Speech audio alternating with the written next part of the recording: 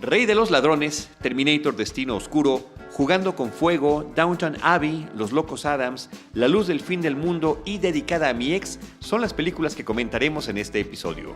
Bienvenidos a Cinemanet. El cine se ve, pero también se escucha. Cinemanet. Con Carlos del Río, Enrique Figueroa, María Ramírez, Diana Gómez y Roberto Ortiz. Cine y más cine. Bienvenidos.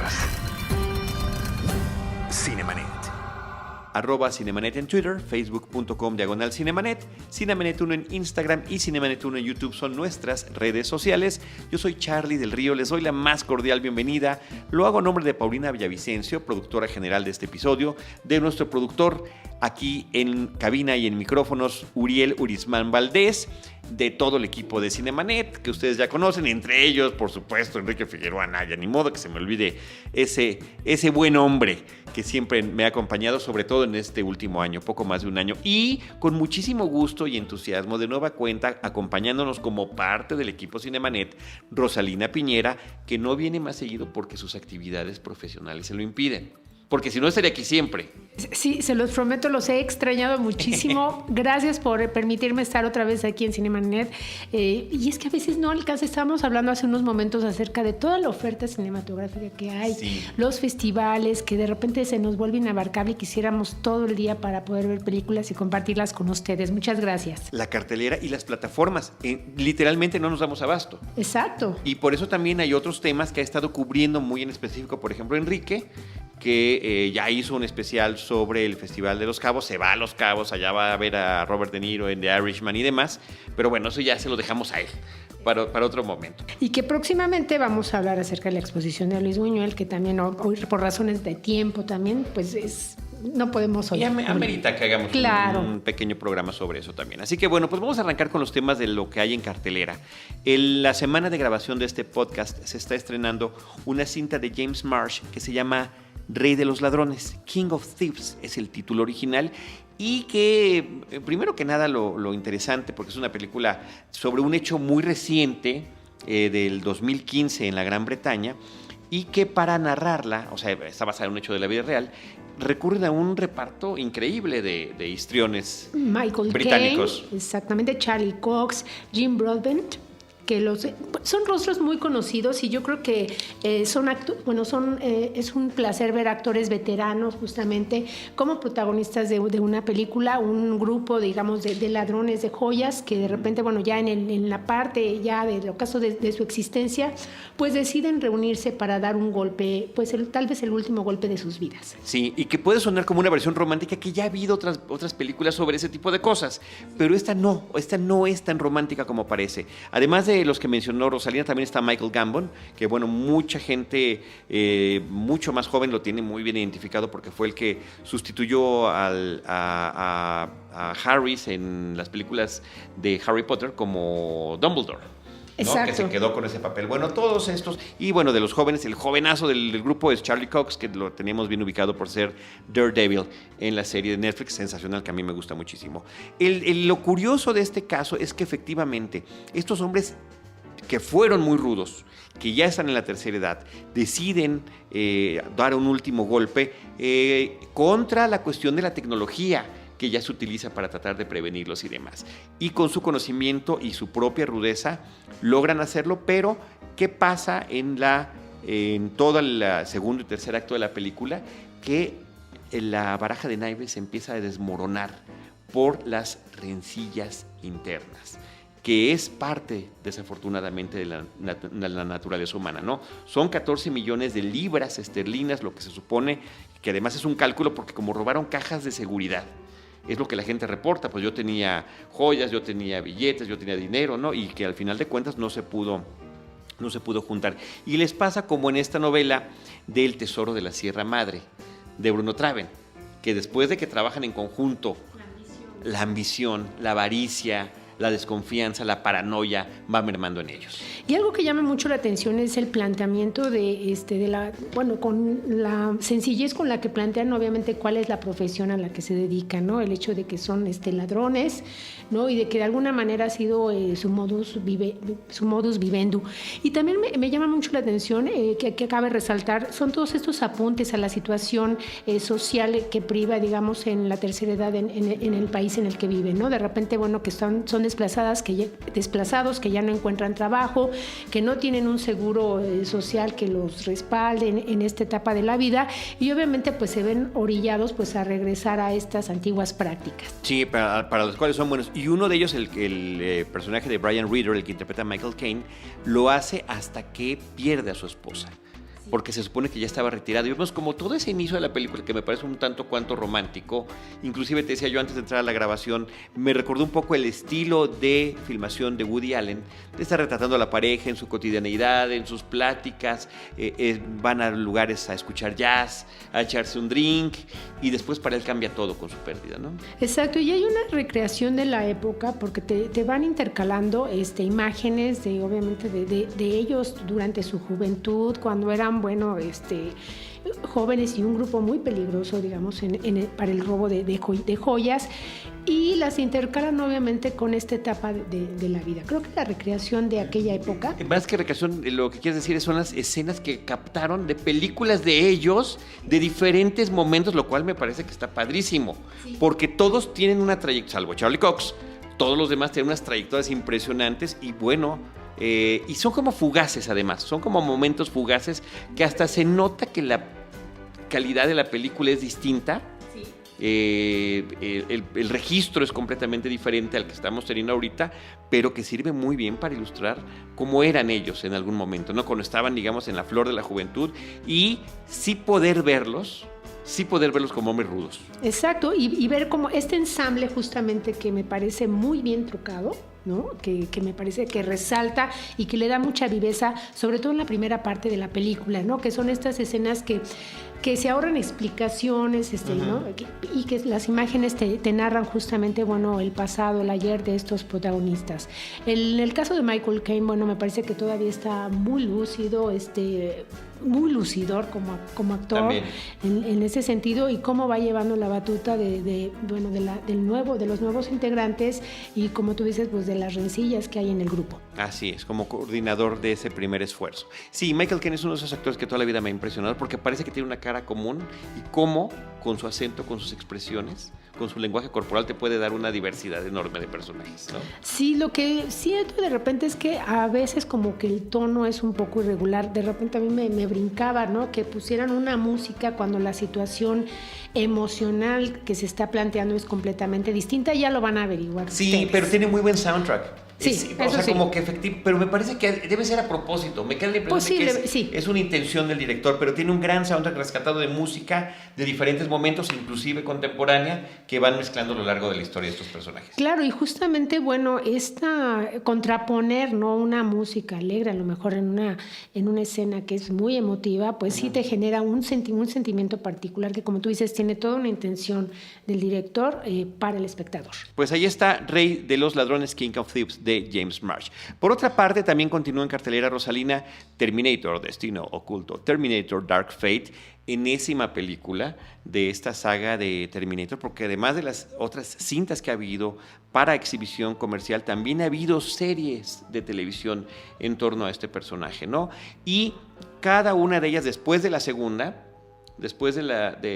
cinta que dirige James Cameron, pues todas han tenido como versiones diferentes de lo que pudo haber pasado posteriormente, tanto con Sarah Connor como con su hijo John Connor. Y esta es una más. O sea, literalmente desde el póster la película dice lo que pasó después del juicio final, o sea, lo que pasa después de la segunda parte. Nos pide una vez más la saga de Terminator, que olvidemos las previas y que esta sería como la tercera que entraría a juego, porque sobre todo trae algo que no había sucedido en las anteriores, que es el regreso de Linda Hamilton, quien fuera Sarah Connor, la Sarah Connor original, a la pantalla.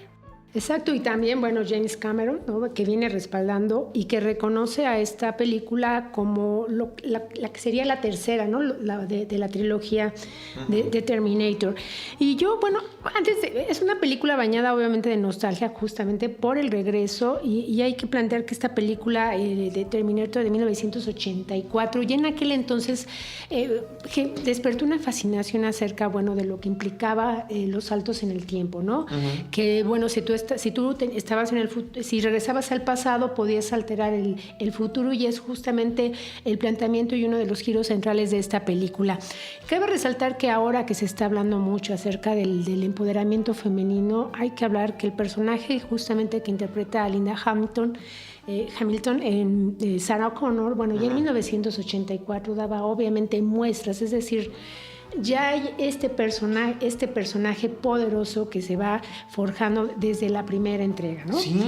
Sí, me parece que eso está planteado desde el principio, que es lo padre, y que de alguna forma esta película quiere como reivindicar algo que no necesariamente debe ser reivindicado. Exacto. ¿Me explico? Sí. Ese es el punto, creo yo, porque ahora resulta que todos los personajes principales son femeninos.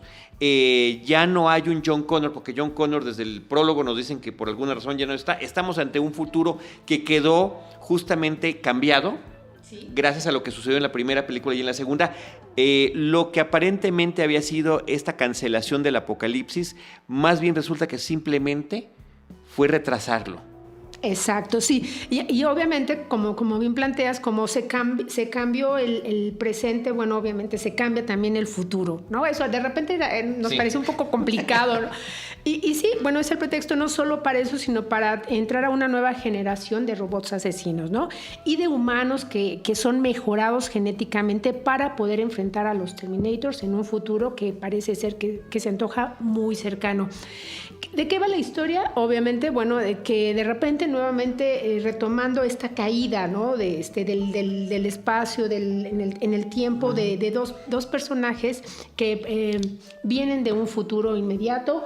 Uno es un robot, ¿no? Que tiene la imagen, el aspecto de latino, que hay que contar también que, bueno, justamente, bueno, la inclusión, no solo de las mujeres, sino, bueno, de los latinos, y también el tema de la migración que se aborda en una parte de la película, que es como retomar justamente este problema o situaciones que estamos viviendo muy actuales en la historia. Sí, es tomar la misma premisa de la película original del Terminator del 84 de James Cameron, donde una mujer va a ser víctima o intentar ser víctima, o va a tratar de sobrevivir a un ataque de una máquina asesina, y otro personaje que va a tratar de salvarla. Aquí sucede lo mismo, nada más que ahora el Terminator tiene aspecto latino, ¿sí? Y la mujer que es su objetivo también es latina. Exacto, que justamente hay que comentar es esta actriz colombiana Natalia Reyes. Ustedes la recordarán por esta maravillosa película Pájaros de Verano de Cristina Gallego y de Ciro Guerra, y me parece que tiene la fuerza, ¿no? El carácter justamente para interpretar lo que sería una especie de John Connor, ¿no? Mujer, sí, digo. En versión femenina. Y también está el regreso de Arnold Schwarzenegger. Se las tienen que ingeniar para ver de qué forma va a poder regresar este personaje y por qué tendría que estar avejentado, tal y como está el actor. Y el regreso de Linda Hamilton me parece que también es triunfal. Sí. La forma en la que la presentan, una señora ya de la tercera edad que sigue teniendo todo este ímpetu para poder sobrevivir y seguirse defendiendo de estas máquinas asesinas. Claro, ahora la explicación, digo, bueno, como este androide, que interpreta Arnold Schwarzenegger, bueno, en la primera parte, bueno, obviamente tomaba la forma humana, ¿no? Tenía este exterior humano y, bueno, pues si los humanos envejecen, pues él también tendría, claro, ¿no? Porque no es una nueva generación de robots como lo habían planteado con el otro personaje en Terminator 2, que es Robert Patrick, ¿no? Donde están estos maravillosos efectos especiales tipo mercurio, el personaje, ¿no? Líquido, sí. Exacto, el personaje líquido. Y bueno, cabe resaltar también esta escena donde digitalizan para ver a Arnold Schwarzenegger justamente joven, ¿no? Que interpreta con el favor, con la gracia de un doble. Sí, y Linda Hamilton también. Sí, que esa secuencia en particular, que obviamente no se la podemos describir porque obviamente es donde se da el giro de la historia, que es sorprendente lo que hace la magia digital en pantalla. Sí, totalmente. Y también, por cierto, a la versión joven de John Connor, que pues es Edward Furlong, ¿no? Tiene esta pequeña y brevísima aparición en la película. Así que bueno, yo lo que sí debo decir, como fanático de las películas de ciencia ficción, súper fan de Terminator, la original, y de Judgment Day, que fue la segunda, que todas las demás las he visto como si fuera fanfiction. ¿Qué pasó después? Según fulanito, según menganito y según sutanito, porque hemos tenido Salvation y diferentes versiones de estas películas que finalmente, pues bueno, nos dan cada una versión distinta de lo que es el futuro que ellos hacen, ¿no? Terminator 3, que fue la rebelión de las máquinas, Terminator Salvation, Terminator Genesis, que es como la más menospreciada de todas las que han sucedido, y además, como decía yo, de la versión de la serie de televisión. Las crónicas de Sarah Connor, ¿no? Entonces, bueno, pues ahí está todo esos antecedentes ahí metidos. Y creo que la película, bueno, en secuencias de acción, creo que se luce mucho, es extraordinaria, porque de repente hay persecuciones no solo en carretera, en tierra, en el aire y incluso en el mar, ¿no? O sea, abarcan como todos sí. Los campos. Pero un poco la justificación de la presencia de Arnold Schwarzenegger, de repente yo creo que ahí había una gran oportunidad de darle trascendencia a la trama, porque se plantea, como lo hemos visto en otras películas, por ejemplo, no sé, Blade Runner, acerca de la moral, ¿no? Que pudieran tener o no tener las máquinas. Las máquinas pueden enamorarse, pueden tener sentimientos. ¿Qué tanto puede evolucionar la inteligencia artificial? ¿Hasta qué punto? Si se puede revelar, también puede tener empatía, ¿no? Creo que esas son cosas que plantea. Exacto, y que creo que ahí ahí estaba un tema que podía haberse profundizado y que podía haberle dado como mayor peso a la historia, porque si no, todo lo demás se traduce en muchas secuencias de acción. Sí, ganaron las secuencias de acción. Ajá, exacto. En este robot, en este Terminator asesino, que es solo una máquina pues, de matar, que digo, visualmente obviamente ofrece otras situaciones distintas, ¿no? Se despliega, se reproduce. Ahora es este robot metálico, pero de una sustancia negra muy viscosa que puede trasladarse de un sitio a otro. En ese sentido yo creo que es muy entretenida. También el personaje principal que hace esta chica...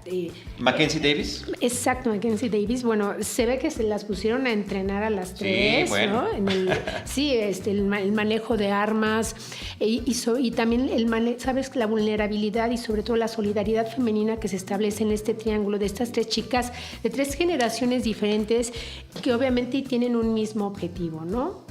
Mantenerse a salvo de los Terminators, pero para salvar a la humanidad, no para salvarse tanto ellas mismas. Sí, correcto. Y dato curioso, que en redes sociales ha habido una avalancha de comentarios negativos de por qué son mujeres y de repente sale a relucir un machismo así muy desagradable, la verdad, muy del estilo de lo que pasó también con Ghostbusters cuando se hizo la versión con protagonistas femeninas, que de verdad sorprende que sigamos en el 2019 con este tipo de reacciones viscerales, claro, que nos hablan de una intolerancia que ahí está en cualquier lado presente, ¿no? Claro, y para quienes no hayan visto las dos primeras entregas de James Cameron, yo creo que les va a ayudar justamente como a cerrar y darse cuenta que bueno, son fascinantes, digo, sobre todo para los afectos, ¿no? Sí. A este tipo de cine, por los planteamientos que hace acerca del tiempo, por los robots y sobre todo porque, reiteramos, bueno, la fuerza de la fortaleza femenina ya está planteada desde la primera entrega. Sí. Y además, en el caso de la primerísima, la economía de recursos, porque es básicamente una película B que le fue como película A. O sea, tiene en la edición, en los efectos especiales, en la selección del reparto, en la narrativa, ¿qué forma de ahorrar tuvo James Cameron para presentarnos una película que aparentaba mucho más de lo que en realidad era? Sí, ¿no? Y que nos introduce. Estaba yo pensando, ahorita que estabas mencionando justamente como de el planteamiento del universo femenino, Mad Max. ¿Te acuerdas? ¿No? Sí, claro. Furia en el camino, ¿no? Que con esta Charlize Theron. Sí, sensacional. Furiosa, justamente. Es furiosa, exacto. Que sin ningún problema, ¿no? El director y Mad Max le ceden el lugar protagónico, ¿no? Totalmente.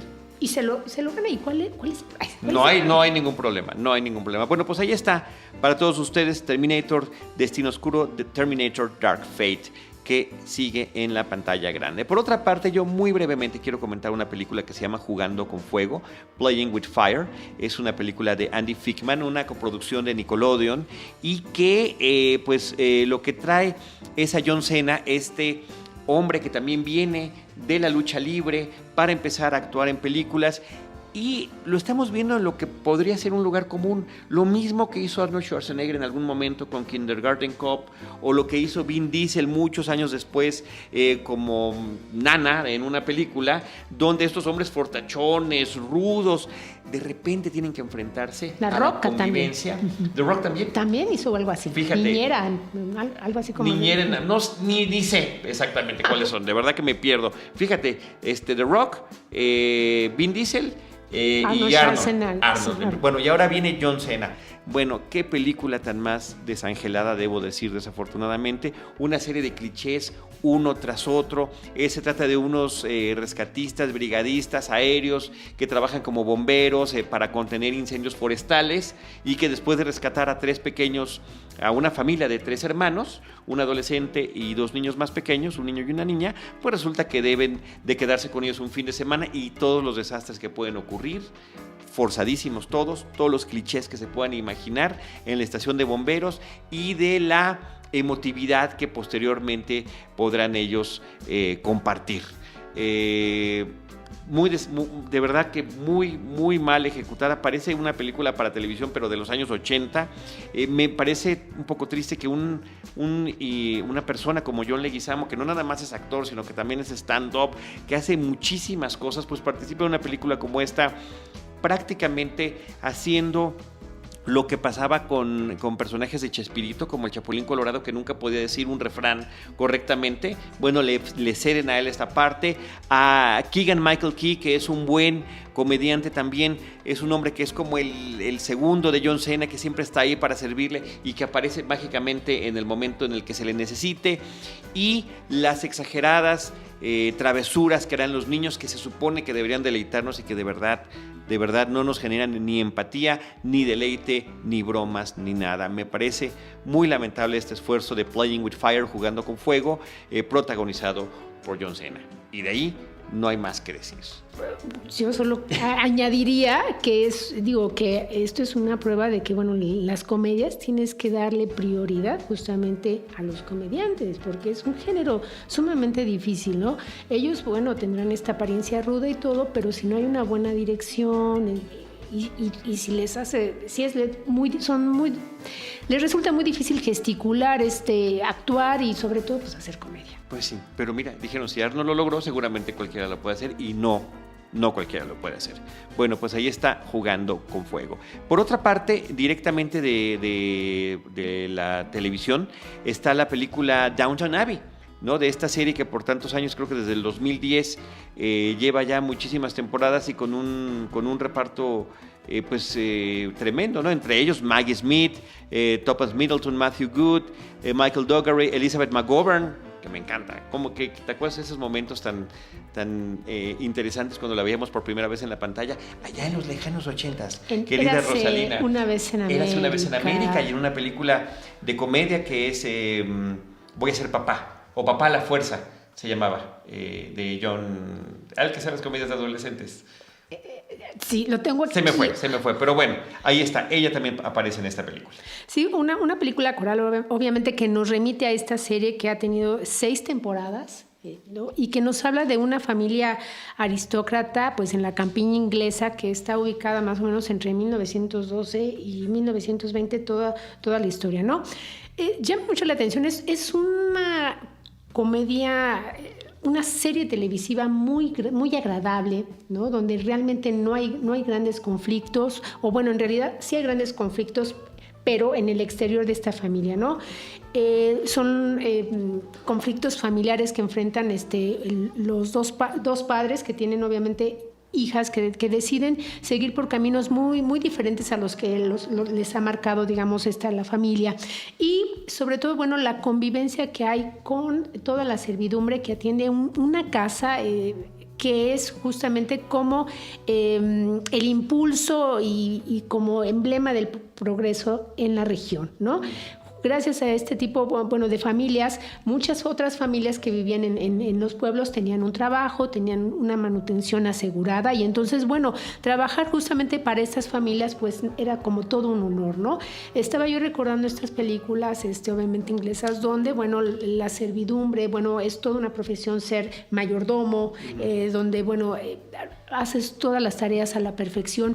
Y yo creo que aquí lo que vamos a ver es justamente, bueno, un capítulo que tiene... Y la historia, bueno, en esta ocasión, bueno, se centra, bueno, en la llegada justamente, bueno, de los monarcas del país que los van a visitar, van a tener una breve estancia ahí, traen a sus propios sirvientes, a todos sus lacayos, y obviamente va a haber una rivalidad entre las personas que atienden a la familia aristócrata que vive en esta mansión, contra los de la realeza, ¿no?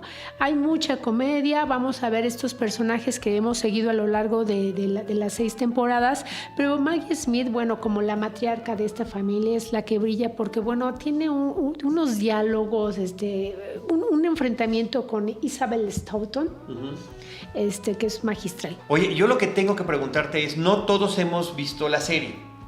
Me la han recomendado en millones de ocasiones. ¿Puede alguien verla sin ver la película, sin haber visto la serie? Sí, aunque yo creo que te vas a perder como mucho del encanto de todos los personajes. Yo creo que sí, esta es una de las películas que invitan a retomar la serie o a ver la serie para poder enterar acerca de cuál ha sido como el camino, el destino, las decisiones y la personalidad de cada uno de los personajes que intervienen. Me parece que dije mal, es el enfrentamiento que hay entre Maggie Smith y el personaje de Imelda Staunton. Exacto. Que se llama Maud Bagshaw. Sí, y es un poco, ¿sabes qué? Es un ambiente de ensueño porque es cómo se vive en esta vida de lujos, el vestuario, la ambientación de la época y sobre todo la banda sonora que acompaña justamente desde las 6 temporadas que hacen pues entrañable esta película. Muy bien, pues ahí está Downton Abbey en pantalla grande para quien quiera echarse ese viaje y que de alguna forma, pues como dice Rosalina, resulta como una invitación para quienes no la conocemos para verla también. Oye, por otra parte, además de Downton Abbey, está llegando a cartelera ya está en cartelera una animación basada en los personajes de la familia Addams, los locos Addams, creados por Charles Addams en el año de 1934 para el periódico The New Yorker y que a través de una serie televisiva de los años 60, pues resultó súper exitosa y se dieron a conocer a nivel global, independientemente de que siempre tuvo un lugar muy especial las caricaturas del propio Addams. Esto generó además películas posteriores allá en los principios de los 90 y hasta una versión para Broadway que de esta década que estamos viviendo, lanzada en el 2010 con Nathan Lane y Bebe Neuwirth que salía en esta serie de Cheers, por ejemplo. Y lo que me parece interesante de esta versión animada son varias cosas. Uno, que se retoman los diseños originales de Charles Addams para parecerse lo más posible a aquellas versiones y también ha habido caricaturas para televisión de los locos Addams, pero nunca se habían parecido tanto versiones animadas como esta. Dos, que nos remite al origen de la relación y del propio matrimonio de Homero con Morticia. En algún país que no se dice, se sugiere europeo, y donde son perseguidos por una muchedumbre que los quería linchar. Y que por eso finalmente, aquí se habla también del tema de la migración hacia Estados Unidos, los colocan en Nueva Jersey para esta película, que es donde creció Charles Addams, justamente. Y el otro espíritu importantísimo que retoma es que lo que hacía Charles Addams era presentarnos una versión distinta, completamente distinta a lo que era el ideal entre comillas, de la familia estadounidense, de lo que debiese ser la familia estadounidense modelo, hablándonos desde aquel entonces y a través de sus múltiples encarnaciones del valor de ser único, de ser diferente, claro, de ser auténtico y de la diversidad, de la aceptación de la diversidad. Y esto es justamente a lo que se enfrenta la familia en esta película, ya que después del matrimonio y de que a través de una serie de cuadros que están en la casa vemos lo que ha pasado en cómo nacen los niños y demás, pues resulta que ellos viven cerca de una comunidad, de un clásico suburbio estadounidense que se llama Assimilation, donde todo debe ser igual, donde todos son los mismos colores pastel. Hay un juego también de colores entre, pues, casi monocromático mundo de la mansión de los locos Adams contra este lugar que se parecería muchísimo al pueblito de Edward Scissorhands, por ejemplo, de Tim Burton, ¿no? Y cuál va a ser el conflicto entre estos dos grupos sociales. Me parece que esa parte que queda para que nuevas generaciones conozcan a los personajes y que también, posiblemente de una manera más subrayada que en todas las demás versiones, quede latente el tema de la aceptación, de la diversidad y porque habrá personajes antagónicos en esta película que digan, no, todos debemos ser iguales y nadie debe... ¿Te acuerdas de Chocolate, por ejemplo, donde también la llegada de esta mujer que hacía estos chocolates y que enloquecían al pequeño pueblito, hacía que creo que era como el presidente municipal de Alfred Molina, dijera, no, esto es herejía, se tiene que ir esta mujer? Bueno, algo similar sucede también aquí en esta cinta. Y que de alguna manera, bueno, creo que los locos Adams son justamente, como bien dices, emblema acerca de lo diferente y de la necesidad de aceptación, ¿no? Es maravilloso la manera en cómo ellos van integrando todas estas conductas que a todos los demás parecerían aterradoras o que escandalizan. Excéntricas por lo menos. Excéntricas por lo menos, exacto. Y creo que, bueno, hay un cariño especial por esta familia desde las series televisivas. Totalmente. Y por supuesto la interpretación de Raúl Julia y Angélica Houston. En las películas, ¿no? Sí, que me parece que daban esta química maravillosa entre la pareja, porque aparte, como un matrimonio, son un matrimonio muy unido y que se acepta a sí mismo, ¿no? Lo cual que también sirve de ejemplo como para muchas otras parejas alrededor. Claro, y también la de la versión televisiva de John Astin y Catherine Jones, que también era sensacional, la forma en la que se llevaban ellos en estas versiones originales y el gran doblaje que teníamos en la versión en México, que se repitió muchísimas veces en lo que era la tele abierta, amigos. Había un momento en que solamente había tele abierta en nuestro país. Bueno, pues ahí está esta recomendación que yo les hago muy enfáticamente sobre esta versión de Los Locos Adams. Y por otra parte, Rosalina, también en cartelera está la película Light of My Life, o La Luz del Fin del Mundo. Sí, exacto, que bueno, es la ópera prima de Casey Affleck, hermano de Ben Affleck, y que nos escrita y dirigida por él. Escrita y dirigida, ¿no? Protagonizada por él, y que me parece que es una versión como muy... con poca esperanza acerca de un futuro, ¿no? Acabamos de hablar justamente, bueno, de Terminator, de una visión futurista, bueno, donde caben adelantos cibernéticos, pero este es justamente un momento en el planeta en que las mujeres, ¿no? Hay una extraña epidemia que va aniquilando al género femenino, ¿no? Y de repente él está criando a una niña, ¿no? Que es una de las últimas sobrevivientes, y él trata de mantenerla con vida porque, bueno, se plantean varios peligros, ¿no? De que las mujeres que han sobrevivido las mantienen en un búnker que no te explican bien si para hacer experimentos genéticos para saber qué es lo que ocurrió, o para utilizarlas obviamente para poder preservar a la raza humana.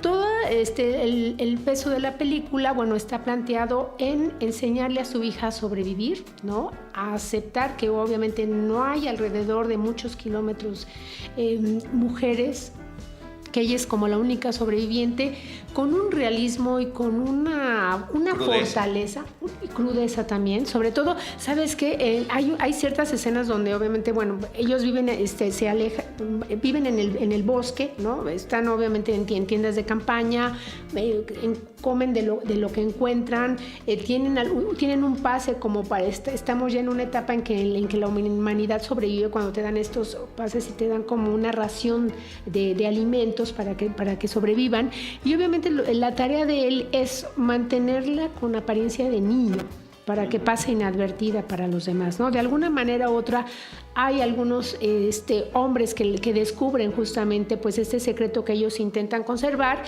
y los enfrentamientos que se dan son por ejemplo, en Terminator hablábamos acerca de estas secuencias de pelea que son coreografiadas de manera muy esmerada. Aquí es una sobrevivencia como muy humana, muy real que vemos a lo largo de la película. La película está rodada casi como con luz natural, ¿no? En planos, secuencias un poco largos y que obviamente, bueno, el peso de las actuaciones cae en Casey Affleck y en esta extraordinaria actriz. Anna Pniowski. Que es la niña, ¿no? Que es la niña, que es, bueno, maravillosas. Y vamos a ver ahí cómo también el papá no solo la prepara para la supervivencia, sino también le da elementos acerca de qué es la moral y la ética que se plantean desde los primeros instantes de la película, ¿no? Es decir, una supervivencia donde el bien siempre debe de imperar en todas sus acciones. Bueno, pues ahí está esta luz del fin del mundo, como es el título en español, Light of My Life, que de alguna forma nos recuerda la película The Road, esta basada en la novela de Cormac McCarthy, que vimos con Viggo Mortensen ahí en el 2009, o inclusive Los Niños del Hombre, de Alfonso Cuarón. Justo en esas dos había pensado, ¿no? En El Último Camino, en este entorno, obviamente, bueno, ya de desesperanza, y en Los Hijos del Hombre por el planteamiento, bueno, de que ahí los jóvenes se estaban extinguiendo y aquí son las mujeres las que empiezan a desaparecer. Así es. Y finalmente, Rosalina, la película dedicada a mi ex, de Jorge Ulloa. Bueno, para quienes han seguido a través de YouTube esta Enchufe TV, ¿no? Esta serie web ecuatoriana, bueno, ya estarán familiarizados con este tipo de humor, ¿no? Que son sketches de un humor muy ligero y que obviamente retoman situaciones cotidianas para llevarlas pues al extremo. Entre los que mejor recuerdo, me parece que es uno de Foto pa'l Face, ¿no? Que eran una serie de situaciones pues extremas de un accidente en una ambulancia, pero que antes de llevar al herido a la ambulancia había que tomarle foto para el Face, ¿no? Es decir, justo es este humor el que llevan al primer largometraje de Enchufe TV, que se llama Dedicada a mi ex, que si bien parte de una historia que pues es obviamente pues muy universal, que es una ruptura amorosa que se da entre los personajes principales, y también cómo estructurar una banda de rock. Lo que ocurre un día es que Raúl Santana, que interpreta a Ariel, bueno, está a punto de pedir matrimonio a su novia y ella le anuncia que pues se va a ir a otro país, ¿no? Y que no tiene boleto de regreso. Entonces él lo que necesita es juntar dinero, no acepta esta ruptura amorosa, necesita juntar dinero para poderla seguir a otro continente y entonces planea entrar a un concurso con una banda de rock, ¿no? Entonces necesita reclutar a personajes que obviamente van a ser muy excéntricos, muy extraños y que tienen la particularidad de que solo uno de ellos sabe tocar. Okay. Bueno, uno de ellos toca y canta y la chica que se va a sumar, que es Natalie Valencia, que es una joven que sabe tocar la batería, ¿no? De ahí en fuera tienen que formar 4 integrantes para ganar este concurso, lograr el dinero y poderse ir él a alcanzar a la novia. Bueno, a partir de esta, que es la anécdota, que es como de lo más común, hay que plantear que lo fresco aquí, lo original es justamente el ritmo, ¿no? Porque retoma mucho como este humor de historieta, del anime, ¿no? Donde estos personajes de repente gritan, muy exageradamente, situaciones obviamente absurdas, excéntricas, que desafían las leyes de la física, que le dan adiós a la lógica y que resultan sumamente muy divertidas y que se basan en un ritmo muy trepidante de cortes y sucesiones. Sale también ahí Mariana Treviño, que hace una productora de televisión que es obviamente implacable con los concursantes, y también Eugenio Derbez, que también tiene un pequeño papel, no les anuncio más en esta película. Fíjate que tuve oportunidad de entrevistar a Natalie Valencia, que es la chica que interpreta a la baterista, y obviamente hablaba acerca de que este es un primer largometraje que se ha hecho como mucho esfuerzo para llevar a sus 21 millones de seguidores que tienen en YouTube justamente a la experiencia del largometraje. Está Eugenio Derbez, hace también hace un pequeño papel ahí. Entonces, creo que es una película que va sumando no solo a comediantes de diversas nacionalidades, sino que nos introducen en pantalla grande pues un humor que es muy habitual para la serie web. Muy bien, pues ahí está, dedicada a mi ex, basada en estos videos de YouTube de Enchufe TV. Exactamente. Muy bien, pues con eso llegamos a la conclusión de este episodio. Rosalinda, muchas gracias. Déjame repaso las películas que comentamos: Rey de los Ladrones, Terminator, Destino Oscuro, Jugando con Fuego, Downton Abbey, Los Locos Adams, La Luz del Fin del Mundo y dedicada a mi ex, que es la que acabas de comentar. Exactamente. Muchísimas gracias por esta emisión. Y nada más recordar tus redes sociales. Estamos nos leemos ahí en Sector Cine y estoy en @rospinera. Perfecto, yo les recuerdo la mía, estoy en Twitter como @CharlieDelRío y les recuerdo que nosotros les estaremos esperando en nuestro próximo episodio con Cine y más Cine. Cinemanet. Con Carlos del Río, Enrique Figueroa, María Ramírez, Diana Gómez y Roberto Ortiz. El cine se ve, pero también se escucha.